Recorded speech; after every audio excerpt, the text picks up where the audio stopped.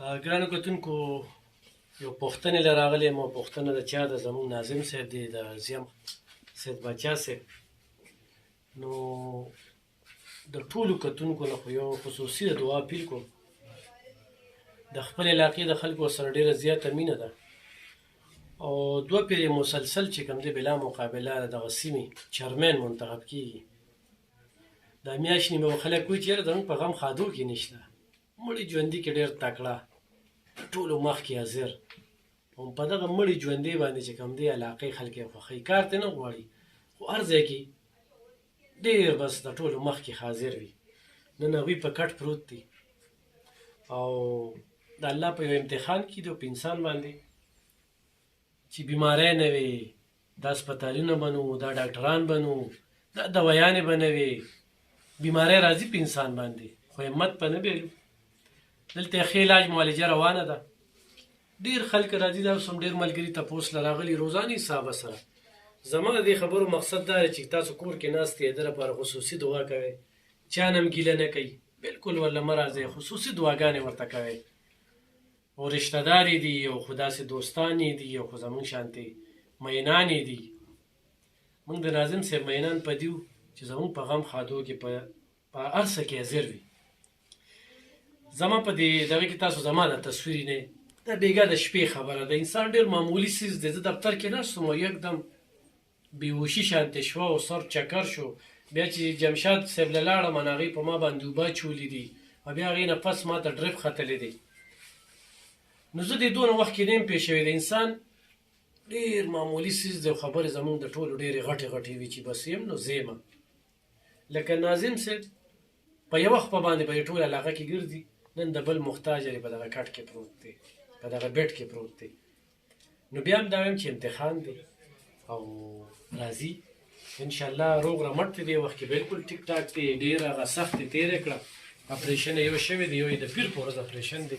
خصوصي د دعا اپیل ورله کوم او تاسو نه مې التجا کوم. ناظم صاحب ډېر خلک غواړي چې زه ورله لاړ شم.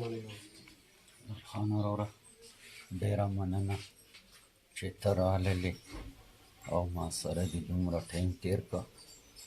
زما چې څومره ملګري دي، یاران، دوستان، مینان، خدای دې ټولو سره ښه وکړي. په لکونو خلک رالل زما تپوس له دلته. یو خو دا هسپتال داسې دی چې دلته څوک نه راپرېږدي، لاندې په ګینټو ګینټو ولاړې. نو زه دې خلکو ته اپیل کوم او خواست ورته کوم چې بس ما ته هغه ځای نه دعاګانې کوئ او تکلیف مه کوئ. خدای دې ټولو سره ښه وکړي. لبخان وروره بیا هم ستا شکریه ادا کوم، ډېره مهرباني. السلام. الله دې روغ که. زموږ دعاګانې د سرې دي. زموږ چې تاسو خو دې خال وکړه او دغه خلکو نه چې کوم راځي سره بالکل بالکل. السلام علیکم زما خبرونو. بس ناظم صاحب وروره د یو څیز محتاج نه دی. زه به تاسو ته څه ووایم، زه د ده که څه ډېر څه زه ووایم هغه کم دی ورور. او بس تاسو وینئ او خصوصي دعاګانو محتاج دی. نور د یو شیز کمی هم نشته ورور. ټول خصوصي دعاګانې کوئ، ټول ټول. والسلام. ډېره مننه. دا نور ملګري هم راغلي دي. تاسو کوم ځای راغلي؟ زمونږ ډېر خدمت یې کړی. دا چې کوم دی نو ډاکټر فاروق زوی دی. فاروق ډاکټر دی، د طاهر وراره دی. صحیح. دا سلیمان دی ګاونډي سره زما زوی دی. دا د سارور محمد دی. نثار رود دی. حقیقتونکو دا خو په دې لږ وخت کې دا څنګه چې دوی وي چې په دنیا خلکو مې تپوس پوښتنې وکړې، دا خدمت و چې وي خدمت کې نو الله میلاویږي او چې الله میلاو شي بیا به د چا پروا نه کوي. خو بیماري راځي. نن خو موږ د تاسو ته روغ رمټ ښکارو نو سبا په دې بیډ باندې موږ هم لیدی شي. ولې موږ بېګانه لمخه درته زه خپله ظاهرو خپله. نو الله ته متوجه شي.